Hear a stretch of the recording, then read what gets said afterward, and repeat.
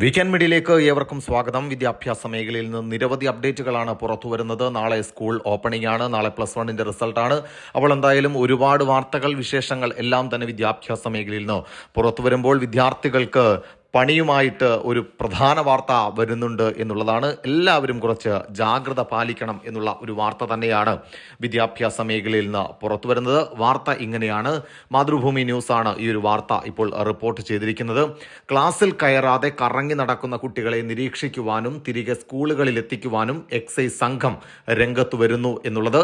സംസ്ഥാനത്തെ 101 സ്കൂളുകളെ ലഹരി ഉപയോഗ സാധ്യതയുള്ള ഹോട്ട്സ്പോട്ടുകളായി കണ്ടെത്തിയതിനെ തുടർന്ന് ഇവിടെയെല്ലാം എക്സൈസിന്റെ കർശന നിർദ്ദേശമുണ്ടാകും. സ്പെഷ്യൽ സ്ക്വാഡുകളിൽ നിന്നുള്ള ഉദ്യോഗസ്ഥർ ഈ സ്കൂളുകളിലെ വിദ്യാർത്ഥികളെ നിരീക്ഷിക്കും. ഇവരുടെ സൗഹൃദങ്ങളും സ്കൂളിന് പുറത്തുള്ള സഞ്ചാരവും ഉൾപ്പെടെ പരിശോധിക്കും.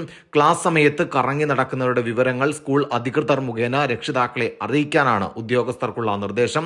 ക്ലാസ് തുടങ്ങുന്നതിനും അവസാനിക്കുന്നതിനും അരമണിക്കൂർ മുമ്പും പിൻപും സ്കൂൾ പരിസരത്ത് മഫ്തിയിലും യൂണിഫോമിലും എക്സൈസിന്റെ സാന്നിധ്യമുണ്ടാകും. ഇടവഴികളിൽ കുട്ടികൾ കൂടിച്ചേരുന്ന സ്ഥലങ്ങൾ എന്നിവിടങ്ങളിലും നിരീക്ഷണമുണ്ടാകും.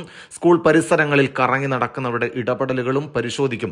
ഇരുചക്ര വാഹനങ്ങളിലും കാറുകളിലും സ്കൂൾ പരിസരത്ത് സംശയകരമായ സാഹചര്യത്തിൽ ചുറ്റിത്തിരിയുന്നവരെ പരിശോധിക്കും. സ്കൂൾ തുറക്കുന്നതുമായി ബന്ധപ്പെട്ട് വിദ്യാർത്ഥികൾ സംഘടിപ്പിക്കുന്ന ആഘോഷങ്ങളും നിരീക്ഷണത്തിൽ ഉണ്ടായിരിക്കുമെന്നടക്കമുള്ള ഒരുപാട് നിർദ്ദേശങ്ങൾ എക്സൈസ് വകുപ്പിന്റെ ഭാഗത്തുനിന്നുണ്ടാകുന്നു. ലഹരിയുടെ ഉപയോഗം അമിതമായ രീതിയിൽ കേരളത്തിലെ വിദ്യാഭ്യാസ സ്ഥാപനങ്ങളിൽ കൂടുന്നു എന്നത് തടയുവാൻ വേണ്ടിയാണ്. അപ്പോൾ എന്തായാലും എല്ലാവരും ഒരു ജാഗ്രത പാലിക്കുക. ഇത്തരത്തിൽ കൂട്ടിലുള്ളവർ ആ കൂട്ടുവെട്ടുക.